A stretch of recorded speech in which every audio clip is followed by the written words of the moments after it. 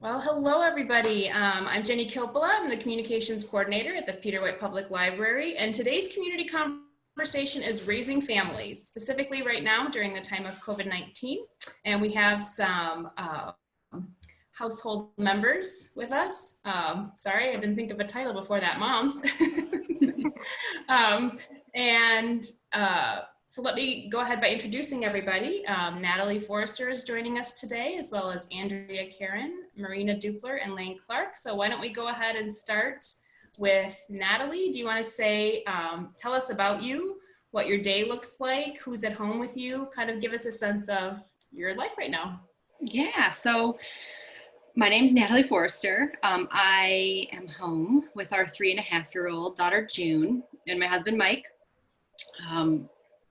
I work very part-time. I'm a children's therapist at Sunta Integrative Health. So I've been doing teletherapy sessions, sharing an office with my husband, and parenting a lot, a lot. So yeah, that's me. Great. Andrea? Hi, Andrea Caron. I am home with our 3 children, Elijah, Matthew, and Isaac, who are 9, 7, and 3. And my husband is also home, working from home. Our days are pretty unstructured, but somehow follow some pattern that we haven't necessarily set. My children love to get up early, which I love when I'm by myself. So we kind of follow just no routine and some routine at the same time. And I think that's, I'm also working from home. I work as a natural resources consultant as well as a doula. So navigating all those worlds with mom being the primary one. Great, thanks. Marina? Sure. I'm Marina Dupler. I am working from home. My day job is marketing manager for NMU Dining Services. My husband and I have 2 kids. One is 6, and so we're doing the homeschooling from home. And my son is 3. And I'm again working from home. And then my husband and I own and operate Barrel and Beam. That requires my husband to be on site. So it's sort of doing many things at the same time, which I'm not a huge fan of, but we're making it work. Okay, and Lane? Hi, I'm Lane Clark. I am at home with our 2 children, Vesper, who's 9, and Undine, who's 6. I always worked from home. I have a small business where I'm basically a consultant for female CEOs, but it is different with everyone here all the time, and co-working space not open, and the coffee shop's not open, so definitely more intense. My husband does not usually work from home, but he is now, and so that adds to the dynamic. And our living space isn't very big. We didn't plan for 2 adult people to be working from home all the time, so luckily this is our Airbnb that's attached to our house, and since we have no guests right now because of restrictions, we are using it as a place where we take turns working. And our children do not go to school even before this. They're homeschooled, so while that didn't change some parts of our lives, they're definitely missing all the social activities and interaction in our homeschool co-op and all the, we were homeschooling, but we were really never home. So now we're making a new schedule. Yeah, it sounds like the theme for everybody is, as you can see in my screen, we're doing a lot more and we're making it work. Yeah, and all of us being home together. Yeah, I'm also working from home, and my husband's working full-time from home also. And we have, 6-year-old. We've had so many birthdays during COVID-19. I haven't not had anything for cakes, thank goodness. 6, 4, and 2. Yeah. So great. Well, thanks for coming today and being willing to talk to us. I think a lot of people have an idea of what it might look like to be working from home, parenting, being with our partners or spouses full time um, and just how all these things have changed. So I thought I sent everybody the list of questions about what it's like to raise families and the highs and the lows and all those things. So if there was a particular question, oh, right now I'm doing an interview. Yep, that is something we're gonna do for your teacher. Homeschooling also. Okay, can you go find Daddy in the back office? Go, he'll help you with it. Normally, I kind of have them go and they're not here, but I thought today, you know, we'll just be real. Yeah. Because I'm kind of at that point of I can only ask them so much to please go somewhere else. Mm-hmm. This is their house. Okay, but anyways, I was hoping to interview you. So were there any questions that particularly struck any of you? And why don't we start with Andrea for this one, and then I'll kind of go around and ask the rest of you any things that you were like, yes, I have an answer for this question. Great. Sure. I think one of the things that has really surprised me, I mean, our family's always really enjoyed being home. We live a little bit remote, where we have a few acres to play on, and I've just been surprised that we haven't left as a family in I don't even know, 7, 8 weeks. I think we've had one day that we drove into Marquette, that we just played along the lake for an hour or two. But other than that, like, my children literally have not left our yard, and we've just fallen into this really beautiful, like, there's not even really a desire to leave. In some senses, I feel like, will we ever leave again after this is done?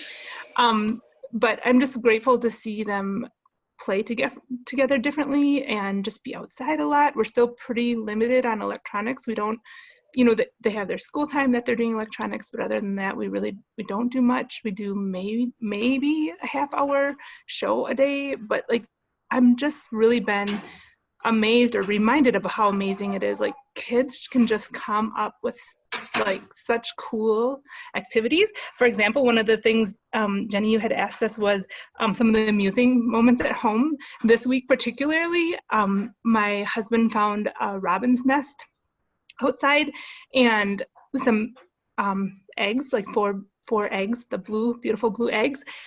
And my children all enjoyed really seeing it and, talking about what the robin does. And the next day, my 3-year-old, but here he comes, hey Ike, put on his dinosaur costume and asked me to build him a nest out of blankets. And he took a ball and he had to sit on his eggs. And so I just love like that, how much they're experiential learning, but also just like they're coming up with some really cool things that perhaps in our, yep, I could help. Open up a door. Yeah, why don't you knock on the door? Anyways, just really letting them have all the time to just be kids. I'm so grateful for that. Even though we were enjoying our school experience, I'm just really grateful that, like, I feel like it's a real blessing that they just get to be kids right now. And I'm not super worried about like the online schooling. Like, they do what they do. I don't really monitor it. If they have questions, I'll help them. But I just feel like, what a cool time to just be a kid. Great, thanks. Yeah, we have a lot of those moments at home too. A lot of sticks have come into the house. Yeah. Awesome. Lane, was there anything particularly that struck you from the questions that you thought you might want to answer? Yeah, there were a couple. I was thinking about the question you asked around things that we've struggled with at our house. We have been very lucky because we are, safe here and we're still working, and our kids are healthy and we're all healthy and thriving, but that doesn't mean that there aren't struggles. So it's been, one of my struggles has been like acknowledging that those are still real, even though there's like huge, bigger problems happening in the world, and that relatively speaking, we're fine, but that doesn't mean that I can't give attention to the hard things that are happening for us.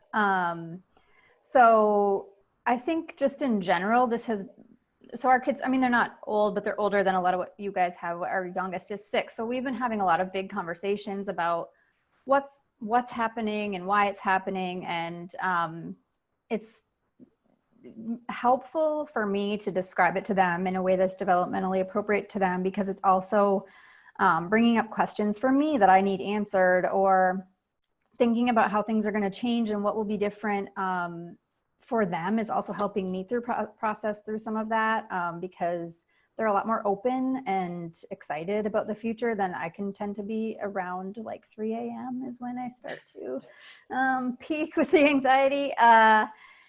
And also, I mean, we have had to have conversations about, we have seen things or heard things or read about things where people aren't acting in maybe the most community-minded way, or people aren't supporting each other in the way we wish that they would. And having big conversations around sense of responsibility for others and sense of community importance, and also still having compassion and empathy for people who aren't seeing things the way we are, or aren't doing what we might do. So it's been some really great chances to have conversations through our difficulties. And I'm grateful that we're together and that our kids are so open with what they are wondering about with us, but it still makes it hard sometimes. They miss their friends, they miss traveling, they want to know when we'll see our family that are in other countries, and we don't know. So that all that uncertainty and all the range of people's reactions to all this is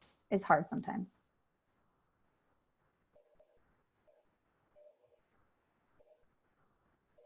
Oh, Jenny, you're muted. Sorry. Thanks. It's like, is she talking? Oh, yes. I convinced the girls to go out, but for a minute there. That might be my biggest struggle is sisters and brothers who love each other one minute, and then the next minute you're just refereeing all day long. And not have a break from that.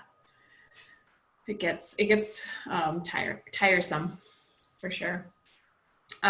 So the struggles for you and your household, have there been ways that you found that have worked to cope with them? You touched on a little bit about, just sitting down and talking with them through it. Yeah. I think for me, it's been a combination of things. Like, I definitely have to remind myself, the thing we're all trying to remind ourselves as parents, but particularly as moms, that if I'm not doing okay, no one's going to be doing okay. It really trickles down. Even if I'm presenting okay, like my energy is very palpable, and they receive it and they feel it. So I know, like maybe a few people here, I'm an introvert. I don't necessarily feel very energized by large gatherings, even if I have fun. So some people are like, wow, this is a great time for introverts. But what they're forgetting is that we also love to be alone, which is not a thing anymore. So I have been trying to get out on a walk, or wake up earlier than everyone, or put on headphones when I'm like doing the dishes and I know the kids are doing something else. That it's not like being alone, but it's sort of a bubble. And I'm also really over communicating my feelings to people who aren't in my household, that don't share the same, they have their own different stress. I know I was joking earlier about texting with Marina, but also I'm serious. Like, I'm texting certain friends, and Natalie and I are messaging, and like, I'm just trying to normalize my own feelings and also validate the feelings of other moms and parents that are overloaded right now, because if I don't attend to that, then any hard conversation with my kids is going to be harder. Right. Yeah. I can relate to a lot of what you just said. That's a lot of what I wrote in the answers too that you sent us. I'm an only child, parenting an only child, and I'm never ever alone anymore. And I also thrive on momentum. So when I'm in routine and I've got momentum, I feel like I am just on it, and I can do anything. I can cook, I can keep up with our household chores, I can do my work, I can be a great wife and a super present parent. And then when my momentum is taken away, I have a really hard time physically getting up Yeah. from the chair that I sit in all day, and like doing the things that need to be done around the house. And it's hard. That's been hard. Just just not having alone time. Yeah. And I could do better. I was reflecting on the questions and thinking, okay, so I'm making time on my yoga mat, which previously, pre-coronavirus, I wasn't great at. I was doing other things, but I know that yoga feels like home for me. And doing that every day has been really helpful in regaining that momentum that I need. And the thing that I realized I could do better is reaching out for support, because it's interesting paradox where I don't want to talk to anybody at the end of the day after bedtime. Like, I'm done, but that's the only time I can reach out, and I'm not reaching out because I'd rather be alone. So it's just this, I mean, just truthful. It's just where I'm at. So it's hard. It's hard to stay connected to people. And then I'm connecting on my phone, and June's like, Mom, put your phone away. And I'm like, but I'm connecting. Like, I'm trying to talk. You know, it's just it's hard. I want to like throw my phone out the window, but if I did that, then I would really have nobody. So it's a tricky situation for sure. And do you feel, I mean, I think I'm calling my friends to say the funny things that my kids say, which have been just so many because we're together all the time. They're hilarious, their perspectives. But like, I also sort of feel that when you're calling at like 9:30 or 10 and I'm tired, so my emotional state is maybe a little bit wavy, then I also just feel like I'm venting. It just feels very unnatural. Like we're not enjoying this fun time together. Maybe. I don't know. I think there's too much pressure for this to be like some kind of staycation. That's not what this is. I'm happy that we're all having moments where we're thriving, because like I feel like you too, Andrea, my kids have generally been super content and they've been doing some really awesome stuff together, and I love that. But that's not, what we would have chosen as the way to create that. I agree. All this other stress and financial stress that we're all facing and pressure that we're having. So I think it's fine. I think that venting outside your home, venting in your home too, but I say outside because, my husband and I can be like an echo chamber of our household concerns, right? So when I'm venting to someone else, we can kind of laugh at each other's husbands. And like, there's a lot of like, back and forth, and it can go from funny to somber and back and forth through text really fast. And that's, to me, really refreshing, because that's also how conversations are. And to your point, Natalie, I have said to my kids, because I am texting more than I normally would be, or more than I would be during the day, because usually it would be like after, I will say like, why don't you ask me like, are you connecting or are you zoning out? Instead of saying like, get off your phone, because I have now started to say it to them too, because usually we're not usually using that many devices at home either, but they're using Messenger Kids to talk to their friends, and they're not seeing people in the way they were before. So it's just sort of a shift in how we're thinking about things that we can model to them. And June's so smart, she'll get it. Yeah, that would work for us. I like that. Yeah. We have this cute book called You're Missing It. It's a new children's book that came out a couple months ago, and it's about a little girl who has to see or he's at the park and his dad's on his phone the whole time, and he sees all this cool stuff, and he just keeps saying, you're missing it, you're missing it. And so she gets that book. So that's a good recommendation. I like that too. I would add to that, I think one of your questions, Jenny, just helped us reflect on like this work-life balance at home. And even though like in pre-corona, like you had like, I'm not a super structured person myself, but at least I had like my work time where even like my doula work I do from home, but I have an office that I go to, so I'd go to my office. But at home, there's all these gray areas, and the reality is like, I think for our family, my struggle is that my husband works full time. He's our breadwinner. He's our insurance provider. So it's almost like his work time is, I don't want to say more sacred. He doesn't present it that way, but because his has all these extra strings that my work doesn't provide, then it's a little different conversation for us to say like, okay, we both have calls at 1:00. Who gets to do calls with kids? But at the same time, I've also just realized like, any of the calls like are going to be with kids, and that's okay too. But a struggle has been like finding that boundary because of kids. I can't say I'm going to work from 1 to 4 o'clock. I can say like, I'm going to hope I get a half hour of work in, and then I'm going to theoretically try to work at 8:30 when they're all in bed, but usually I'm too mentally shot.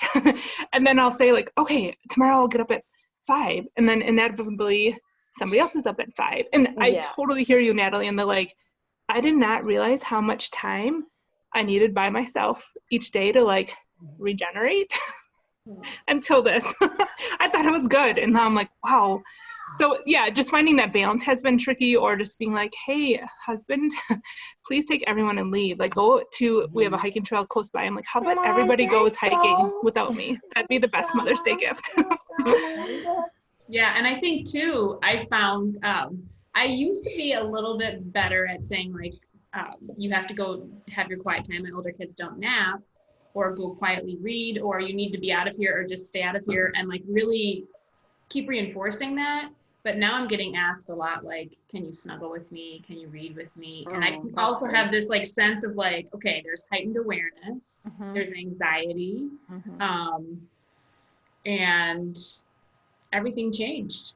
You know, I had a kindergartner who was with her friends every day to now we're not going back to school. And so she probably needs that extra time. So for me, I'm finding that I just feel like I have to give that, and I'm an extrovert, so I'm having a hard time because well, I miss people in person. Yeah. Trying to throw as many dance parties as I can in the living room with the kids. Not the same. And just getting to do anything with other adults, or mom's night outs, or all those things. But I also do need quiet time, and it just doesn't exist at here. So yeah, that's very true about the work-life balance. And I suppose because I do a lot of my work that I do for the library, I can do from home anywhere that I have internet. So I do know how to work from here, and I do that sometimes as needed. So I can say I enjoy the flexibility of that balance, because I can push it off till later. Like you, Andrea, if you're doing a doula meeting, that has to happen with somebody then, but like most of my stuff I can push off for an hour or two, or start at 8 o'clock at night, which is not my preference either. Yeah, that's late. That's late. I think one of the things I'm struggling with, I too am an extrovert, so I miss the interaction with people. And I'm someone that likes a compartmentalized life. I like to be, you know, when I'm doing my northern work, I'm at the office, and when I leave there, I'm a mom, and then, you know, my 8:30 at night work is the brewery, and that's fine. And we've all built these systems that give us the support that we need, and, you know, seemingly overnight, those systems went away. The work didn't, but the needs increased. And it's really hard. I wish I could say, I love that you're keeping your kids to 30 minutes of screen time. I think you got to add a couple zeros to that at my house. Holy cow. And I think that mentally that's hard. I mean, you know, Ruby was doing so well in school, and I feel like we've lost a lot of ground. And as much as people try to say they're getting different experiences, while my kids are getting a lot of screen time. And I feel like losing ground and not doing anything, you know, whether it's working on the business and trying to reopen that's a huge, you know, part of our lives, and work pays the bills, and parenting is important, and school is important, and nothing really gets the attention it deserves. So that's I like Ruby. Yeah, I think that's been the big thing for me, is just coming to a place that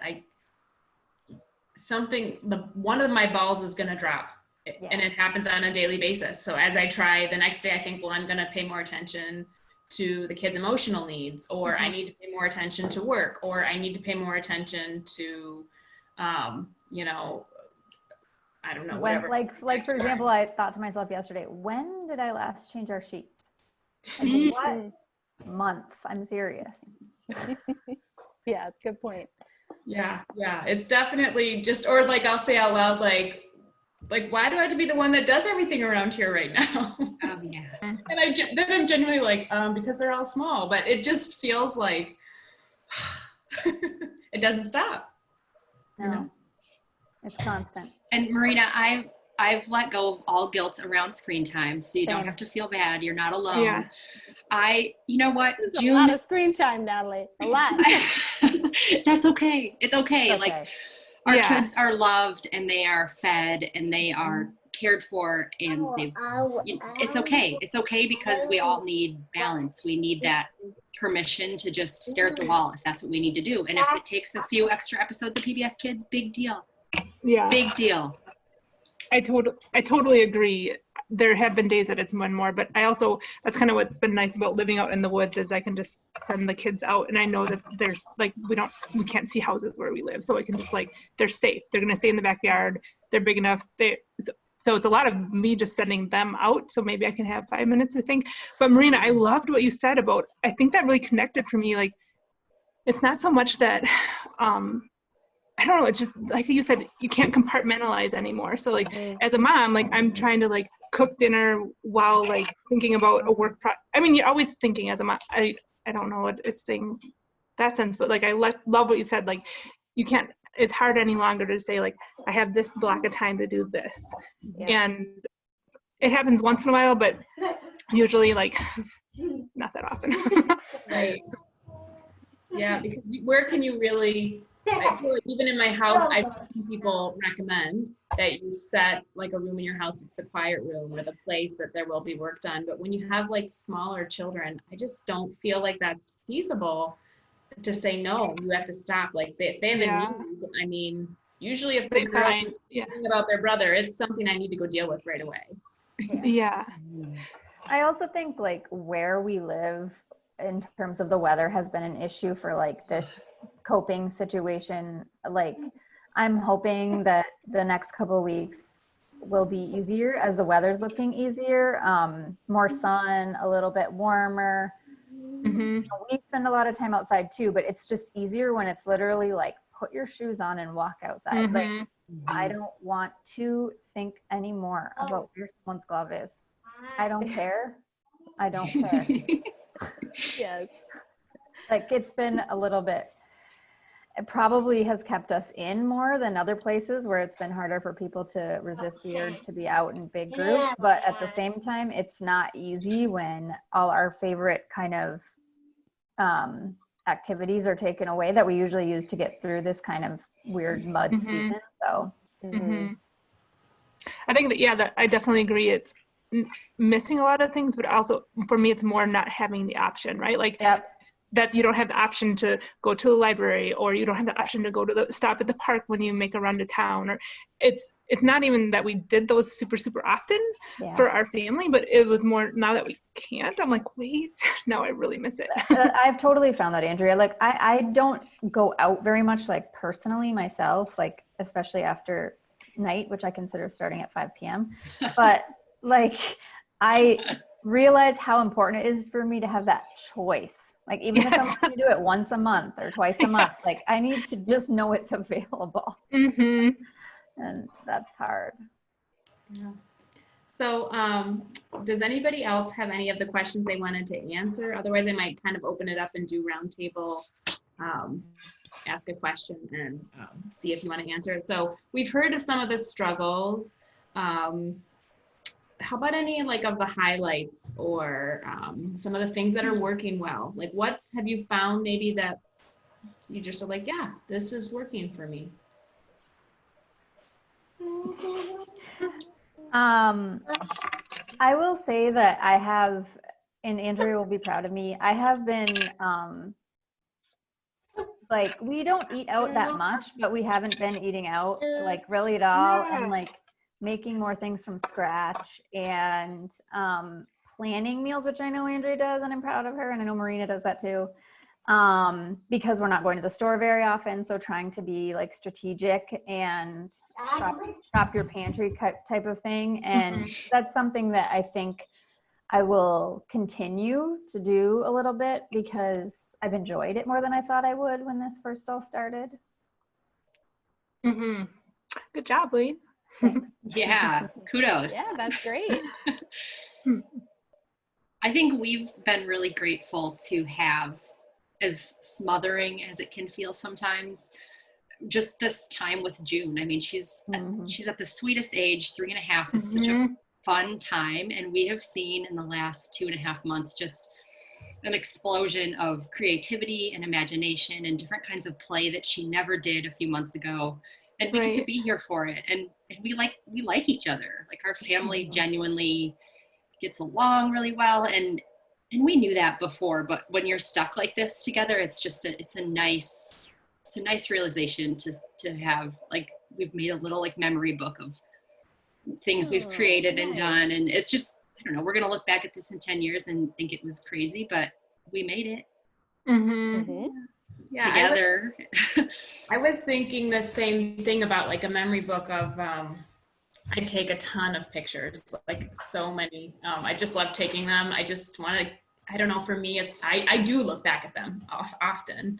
And so I'm like, when this is done, I'm not even going to try to sort it. I probably won't even caption them. That would take too long. And who has the time?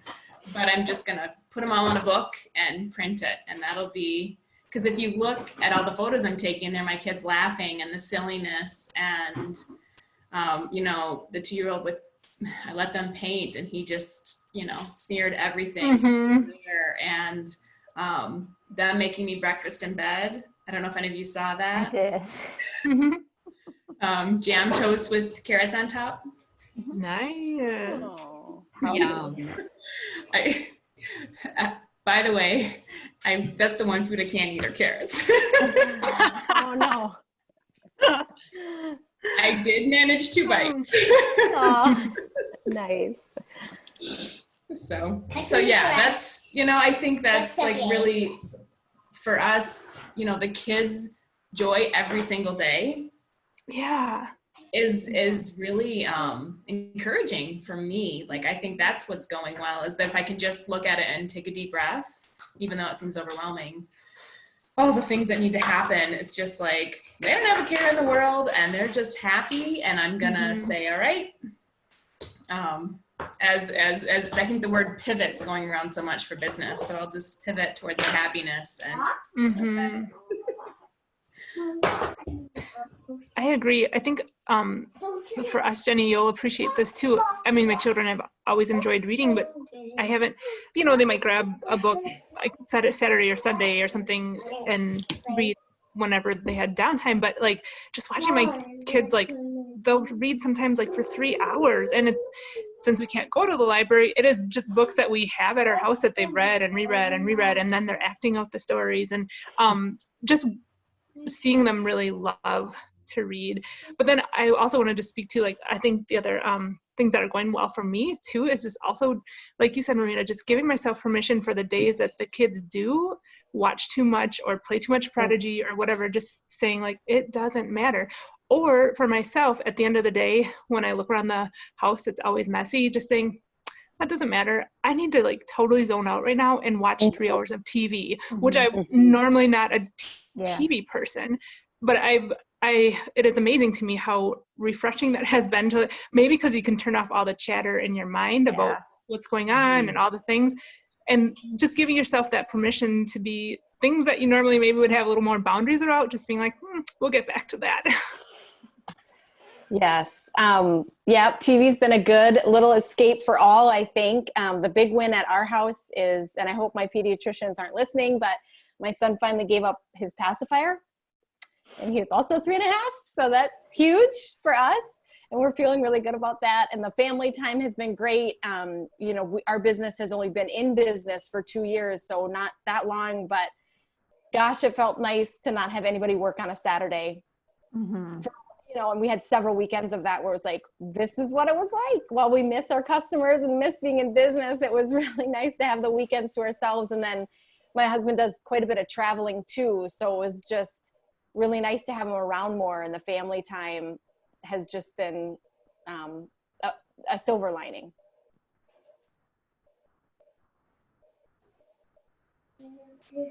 Anybody else? What's going well at your house?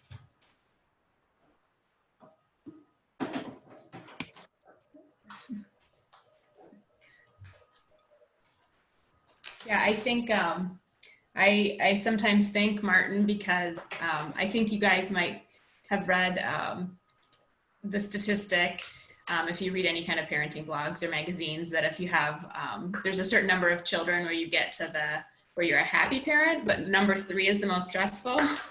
Oh. And I don't know because I haven't had more than 3, but I can definitely say having 3 children so young is quite a bit. And so, oh, where was I going with that? What's going well? Oh, and so, but because because it's like they all have so many needs and they're all so young, I kind of had to think about how to deal with this when he was born. So some of these things, like learning how to make a menu and then like shopping once a week, was already something we were doing at home. So that was going really well. Because if I had to try to tackle that too, like tackle one more big thing that you have to learn in all of this, which I feel like I'm having to do with technology, and there can only be so much new learning that goes on. So that's going well for us, is that I'd already been practicing, because we can't like be all things. So I think honing on the things that you are good at and kind of that Pippi Longstocking book away. No, honey, we can keep the Pippi Longstocking. And finding all of our chapter books. That was the other thing that was going well. I couldn't convince anybody to listen to chapter books. We weren't quite there yet. Pippi Longstocking. You do, yes. And so I found some of my old chapter books, and we've been reading them, like The Littles and Pippi and Pippi.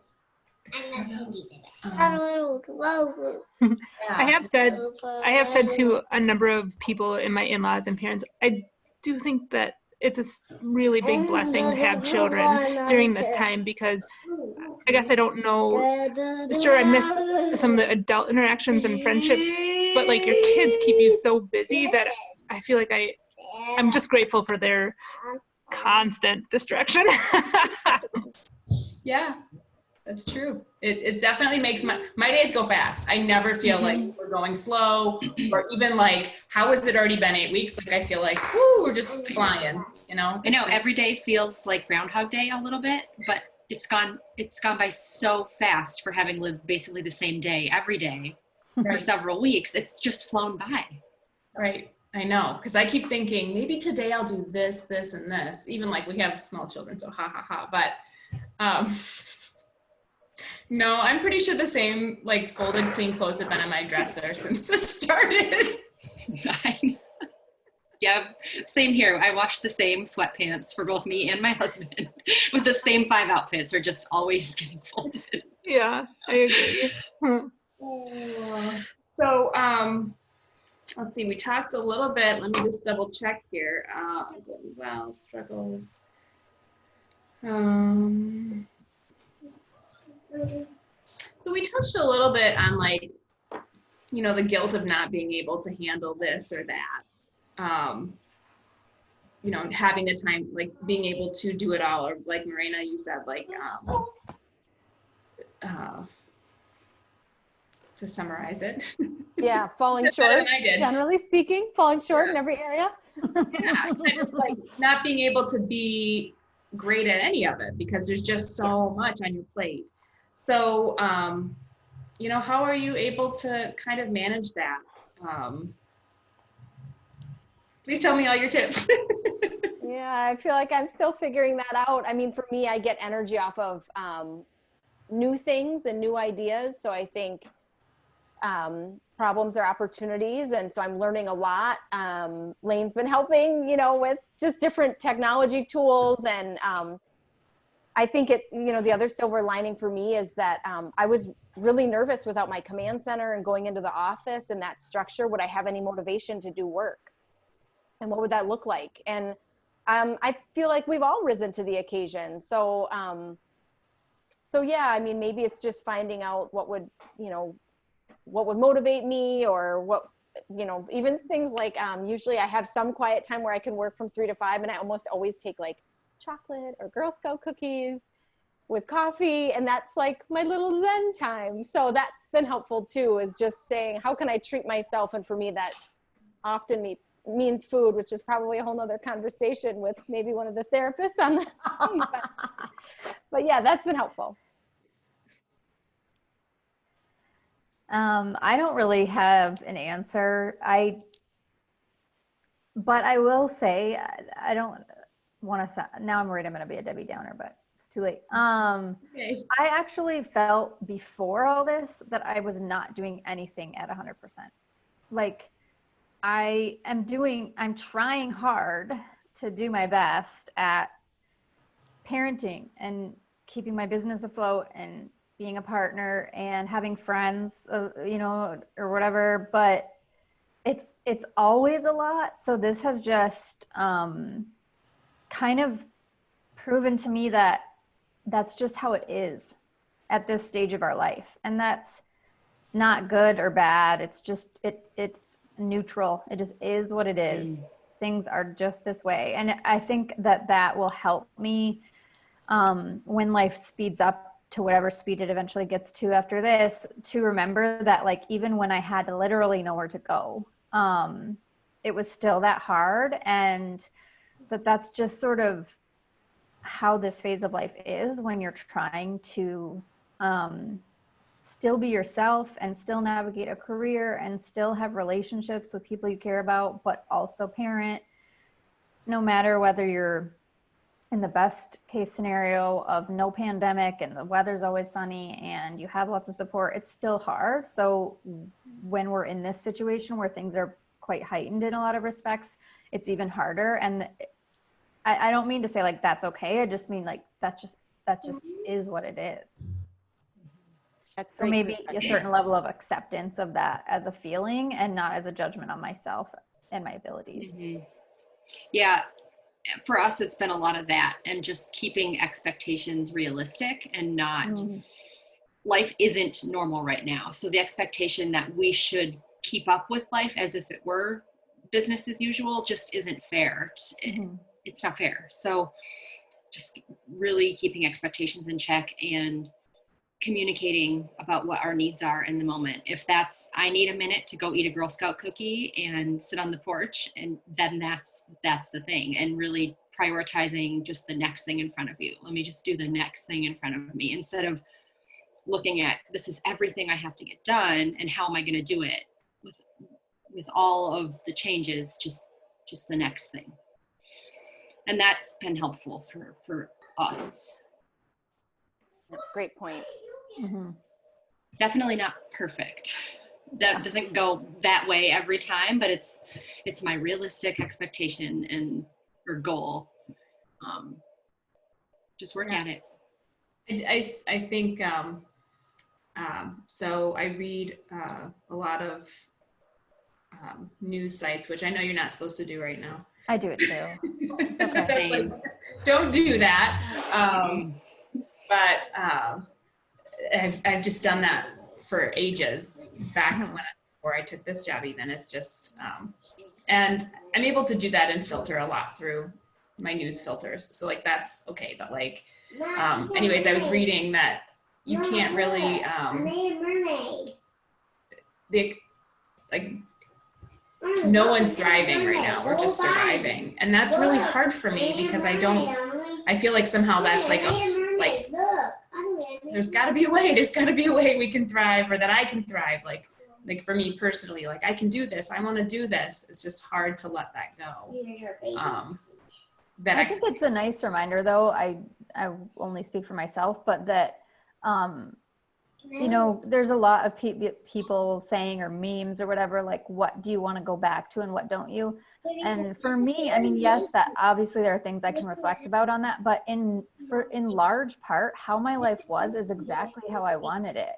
Like, I don't mean that like that it was perfect or that I'm bragging, but like, I'm pretty okay with the decisions we had made. And like, so that's good news. Like, that means that we just need to get through this and we just need to do what we need to do. And yes, of course, make some edits. I love throwing things away, and that is something I will do when we go back to life, like not do some things or maybe add in some things I've missed extra.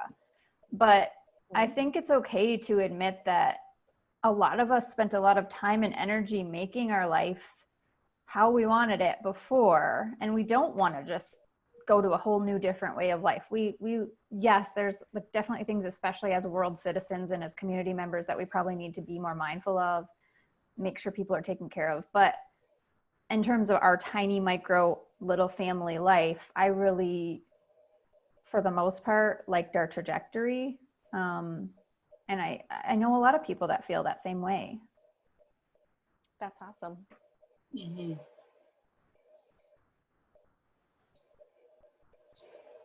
Yeah, thanks for that. I think in the library world, we call that curating. Yeah. So, when you're making a collection, and Yeah. that's so true. Is I think the first week we were home, I just thought, how in the world am I going to do this? Because I was probably stretched as thin as I could have been with nothing to give. But we don't have a choice. Like, everybody's home. And so you just have to smile and just say, okay, I don't know, you don't have to. See, hear me. I have to do this and have to do this. I feel so much pressure. Right. There's a lot of pressure. Yeah, that's good to recognize, is to just take that off. And normally, because my coworker in the back office, my husband, is around, I can say, all right, can I just tell you these 3 things, get them out, and then go back to doing what I'm doing. Yeah, it's a lot of pressure. So you all have families, you all come to the library quite a bit. The library is, we're all working and talking and thinking about how we're going to be part of the community once we physically can get back together. And we're trying our best to be part of the community right now as best we can. So we've been asking everybody that we're doing a community conversation with, what can the library do to help our community heal or recover? I mean, these were questions I was asking 1 and 2 weeks in, and here we are. And it even sounds like, who even knows what that means at this point? Because when is this going to be over? I mean, it just, but kind of knowing that I don't even know what that means, like after what Right. So. I had taken some time to think about this question, and the answer is very not concrete, so probably not useful. But I feel like what you guys have been doing is what you'll continue to do. I don't know, like operationally and programs wise, what that will look like, but we need the pillars of our community, the library being one of those, to model the imperfection of what it will be like to try to adjust to something that is going to keep changing. So the thing is that why it's hard for us to think of a plan is that this isn't going to be over in the sense of like a day and then the next day it's regular. It's going to be phases of becoming more normal. And so there will be adjustments and healing and growth in phases and not just on one certain day. And there might also be like backtracking at times and then having to come back out again. And so I think that what you guys have done really well that I hope will continue is communicate what your plans are. And like when you guys shared how you're phasing in like the drop off or the pickup book system, which I'm very eager for. You're very much out of books. Yes. Like I just found that really helpful and transparent, because even though you can't put firm dates on it, I'm like, okay, these are the things they're working on. This is what it's going to be. So I think all of the members of our community, businesses and organizations that can be modeling the imperfect but transparent way that they're trying to move forward as things change, and knowing that we may not know what the next change is really the best thing that anybody can do. We all just want information. We know it can't be concrete, but if it's just conveyed and it's regular and it's honest, then that feels helpful.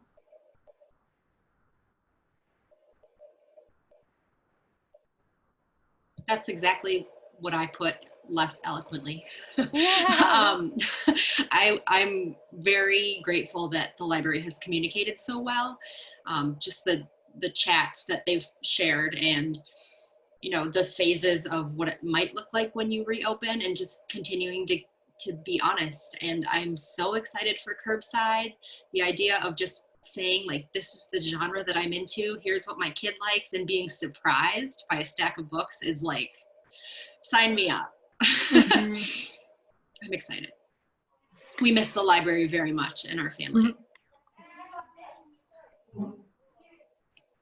My two thoughts surrounding it, Jenny, are one, perhaps even continuing some of the virtual story times or things like that. For my family living a little farther out of town, oftentimes, as much as I want to navigate getting into the library for the day, it just doesn't work with whatever else is going on. But we've really enjoyed like the virtual story times. I still feel like I love, and you can find them all over the internet, but what I love is that my children can still see the familiar faces that they know from their own community. So that might be an aspect for the members of our communities that don't always have access to get physically to the library, if there would be some component to still offer some sort of virtual story time. And then my other thought, so that's from my preschool mom mind. My other thought is the conversations circling back in our household really center right now around school and what that's going to look like in the fall. For me, I'm grateful for this time because homeschooling has always sort of been on my radar, but I didn't have necessarily, I don't know, the confidence, or I'm glad that this kind of like pushed me over the edge to just feel what this would be like, even though my children are still learning through Nagani Public Schools, just kind of getting a touch of what it would look like if we would choose to homeschool in the fall, whether that included some sort of virtual education or if it's all, if it's something I'm going to take on. So maybe just I guess my recommendation or thought process is the community. I think a lot of families might be thinking about if school itself is going to look completely different from what we have known, how we might take on some of that schooling ourselves or consider homeschooling a little bit more, or resources available for homeschooling is one aspect I know that concerns us as parents, and not wanting to send our children to school maybe 2 days a week or once a month or whatever structure that have been thrown out there that doesn't sit well with us. So that resource would be really a great addition.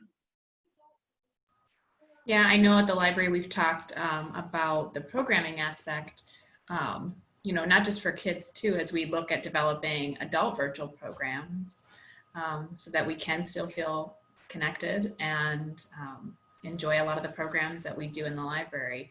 As far as story times go, I know that Miss Sarah will make that happen as long as she possibly can. I think as parents, one thing that you could do is petition your favorite author to continue to actually it's not them, it's the publishers, to let them use their stories online, because we're not really ever, this is a rare moment, much like telehealth got kicked off. This got kicked off because everybody said, okay, you can actually read our stories online. But before now, we, unless it's like a local author publisher deal, well, again, it's not the author, the publisher has to give the permission. So Sarah's been navigating that beautifully, like, okay, this one's allowed to be in a classroom setting only, so we'll put it on a YouTube channel, but we'll give you the link. So technically we're not offering it to everyone. And just doing a great job of keeping with the spirit of the ability to do story times where we can share with them, and still doing that within the framework of royalties and copyright. So I'll say, we want to do it. yeah, So we've loved the story time, and I think continuing that would be great. And the other thing, I always felt, the library is a place for everyone, and we saw different people that looked different than us, that were differently abled, and I always appreciated that. And I think that's one of the things I've missed being home, is just hearing what are the different perspectives, what's life like for someone that's not in my socioeconomic class or that has different challenges, and how can I be helpful? And I think of the kids maybe that are at home that don't have that school safety net, and I don't know what that looks like, but I'd love to learn more about what others are experiencing that's different from my own, and maybe there's ways that we can help. And I don't have a direct answer for that, but that's one of the things that I've really been missing is what's it like for those that are living out on base or, you know, in very rural areas of Marquette County that don't have transportation, that are really impacted by the loss of work, and what are their kids doing? And it breaks my heart to think about what those answers to those questions might be. But I think back to the library and just how much of a place it was. It's free and everybody's welcome. And I don't know, a lot of thoughts, but not really anything coherent.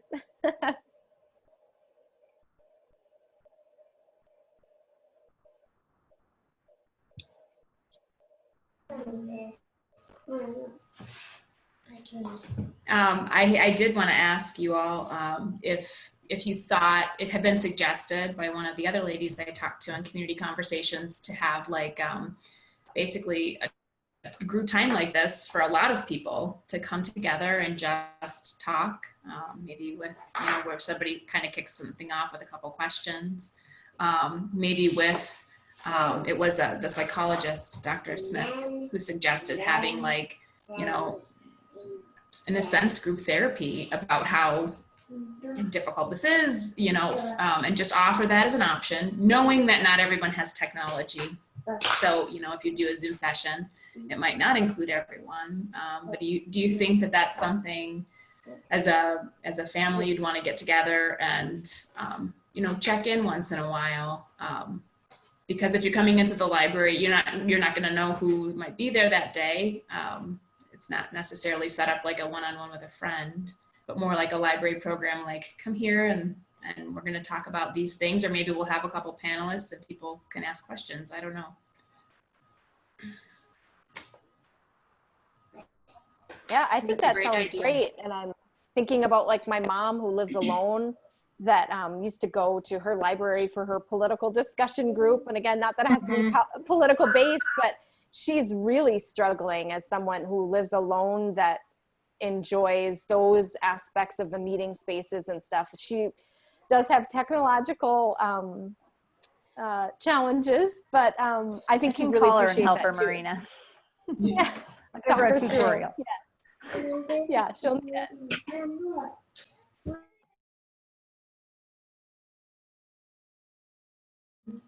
Well, does anybody have anything else they want to add today before we wrap up?